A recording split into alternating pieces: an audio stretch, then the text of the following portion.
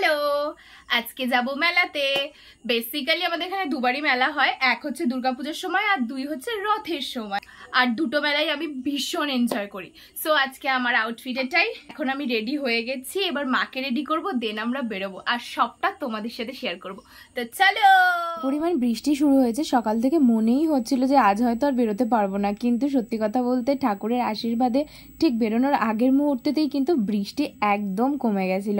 বিকাল থেকে সেইভাবে কোনো বৃষ্টির দেখাও নেই। না থাকার প্ল্যান তখনই সেট করে নিয়েছিলাম যে আজকে রথের মেলায় যেতেই হবে। প্রত্যেক বছর এই রথের মেলা কিন্তু আমি একদমই মিস করতে চাই না। আজকের মেলার মেন আকর্ষণ যেটা, সেটা আমার বাড়িতে সঙ্গে সঙ্গে হাজির হয়ে গেছিল।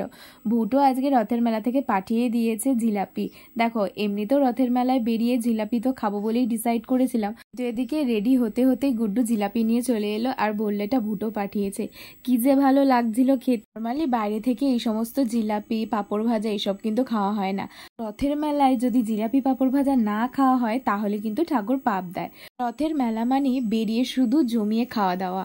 আমার কাছে মেলায় যাওয়া মানে শুধুমাত্রই খাওয়া দাওয়া, কারণ অন্য কোনো জিনিসপত্র তো খুব একটা আমাকে আকর্ষণ করে না। আমার ফোকাস অলওয়েজ ওই খাবারগুলোর দিকেই থাকে। আর রথের মেলা যেহেতু, সেখানে তো খাওয়া দাওয়া মাস্ট। আমাদের এখানের মেলা এত পরিমাণ ভিড় হয় সন্ধেবেলা, সেটা কিন্তু একদমই পসিবল হয় না। আমি সকালবেলা গিয়ে অলরেডি রথের দড়ি টেনে এসেছি।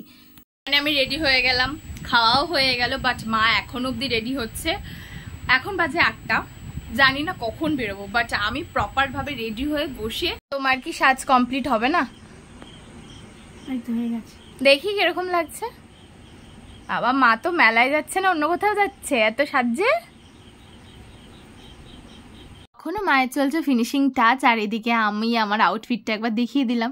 যদিও এটা আমি এর আগে 2-3 বার পরেছি। এটা অ্যাকচুয়ালি আমি হোলির জন্য কিনেছিলাম, বাট আমার সেভাবে পরা হয়নি বলে আজকে পরলাম। ফাইনালি মা রেডি হয়েছে এতক্ষণ সাজাগোজার পর। কেমন লাগছে তোমরা জানিও আমার মাকে। এবার আমরা বেরোবো তো, চলো চলো। মেলায় ঢুকতে ঢুকতে প্রায় 8:30 থেকে 9টা বেজে গেছিল, আর সেই মুহূর্তে ভিড়টা দেখো, মানে বলতে পারো হাফ হয়ে গেছে পুরো।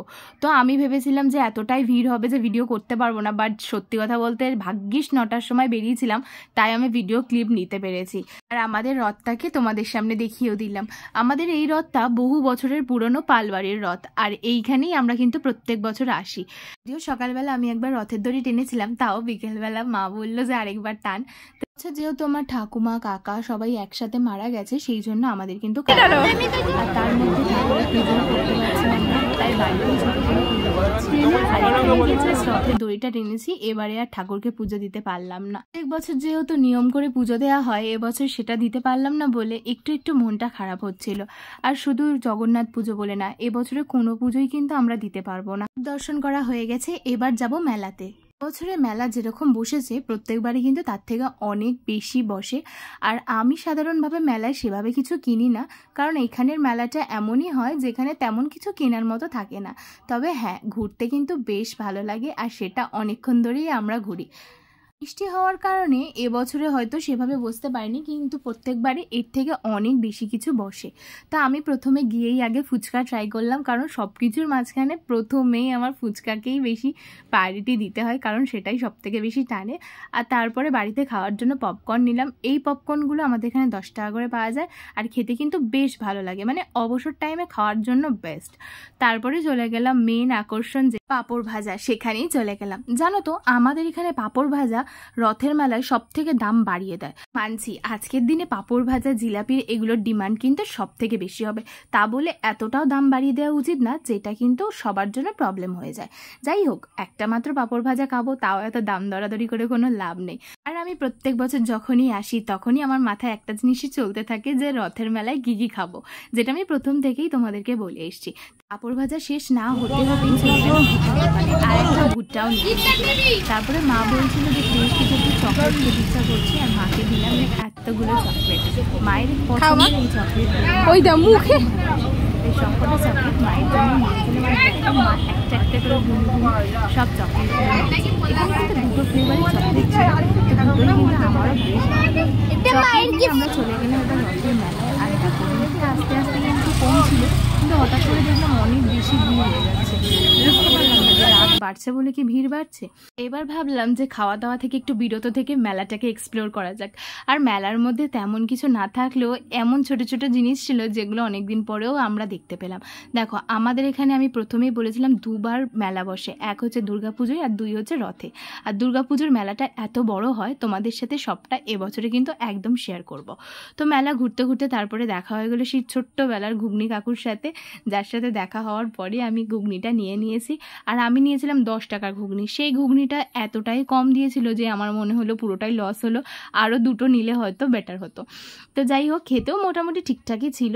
আর এর থেকে বেটার ভাবাটাই ভুল, কারণ রথের মেলা যেহেতু, মেলার মধ্যে জিনিসের কোয়ালিটি কিন্তু খুব একটা বেশি ভালো হয় না, তবে হ্যাঁ যেটুকুনি হয় সেটা অ্যাডজাস্টেবল। তো চলো এবারে খাওয়া দাওয়া কমপ্লিট করে নিই। আর মাকে আমি জিজ্ঞেস করেছি, মায়ের রিভিউ ছিল মোটামুটি চলে যাবে। ঠিক আছে চলো, রথের মেলায় ঘুগনি তো ট্রাই করে নিলাম, নেক্সট কি ট্রাই করব দেখা যাক।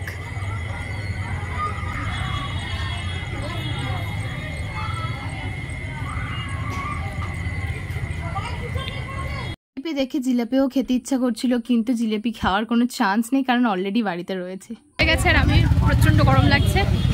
এই মাঝখানে চলে এসেছি আমি আইসক্রিমের দোকানে। আইসক্রিম খেয়েই আমি আমার দিনটাকে কভার করব। সারাদিন শুধু মেলার মধ্যে ঘোরা তো কম হয়েছে, শুধু খাওয়া হয়েছে, আর কিছু হয়নি।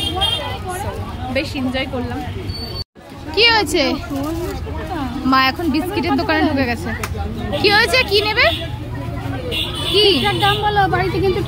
সবশেষে চলে এলাম আইসক্রিমের দোকানে। আইসক্রিমের অনেকগুলো ফ্লেভারের মধ্যে আমার কিন্তু সব থেকে পছন্দের ফ্লেভার হচ্ছে বাটারস্কচ। আর আজকে যেহেতু মেলার সিজন চলছে, তার মধ্যেই কিন্তু সমস্ত কিছু সেল হয়ে গেছে, তাই আমি ভাবলাম চলো তাহলে একবার স্ট্রবেরিটাও ট্রাই করে দেখা যাক। আর সত্যি কথা বলতে স্ট্রবেরিটা ট্রাই করে দেখলাম দারুণ খেতে। আর মায়ের জন্য ছিল চকোবার, যেটা মায়ের অল টাইম ফেভারিট।